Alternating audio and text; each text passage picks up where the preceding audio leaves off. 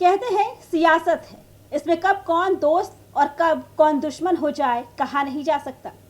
बंगाल में बीजेपी की प्रचंड जीत ने विरोधियों के कलेजे पर सांप लौटने को मजबूर कर दिया है।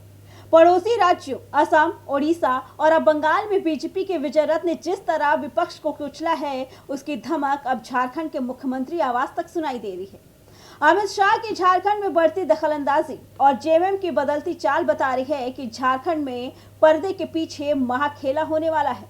अटकलें तो यहाँ तक है कि झारखंड में नया समीकरण बनने जा रहा है। दरअसल झारखंड में विधानसभा की कुल 81 सीटें हैं, जिनमें इंडिया गठबंधन की 56 सीटों के गठजोड़ के साथ जेएमएम सरकार है, जिनमें 34 सीटें जेएमएम की है, 16 सीटें कांग्रेस की, 4 सीटें राजद की और लेफ्ट की 2 सीटों के साथ हेमंत सोरेन सरकार चल रही है।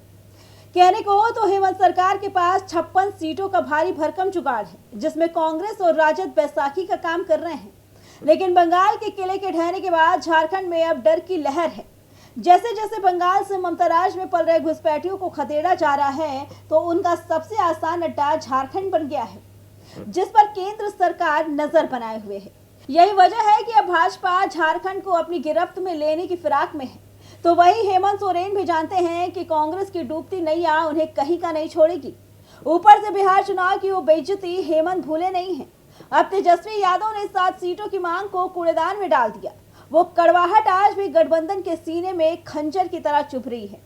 यही वजह है कि बीजेपी अब पूरे जेएमएम सरकार के 2.5 साल पूरे होते ही बड़ा खेला करने वाली है। अगर जेएमएम भाजपा के साथ मिलकर झारखंड में सरकार बनाती है, तो जेएमएम के पास झारखंड की 81 सीटों में से 34 सीटें हैं, तो वहीं भाजपा के इंडिया गठबंधन के पास कुल 24 सीटें हैं। दोनों की सीटें अगर मिल जाए तो 58 सीटें हो जाती हैं, जो पूर्ण बहुमत से भी ज्यादा है। अब देखना यह है कि आगे क्या रंग लाती है। Bureau report, prime TV.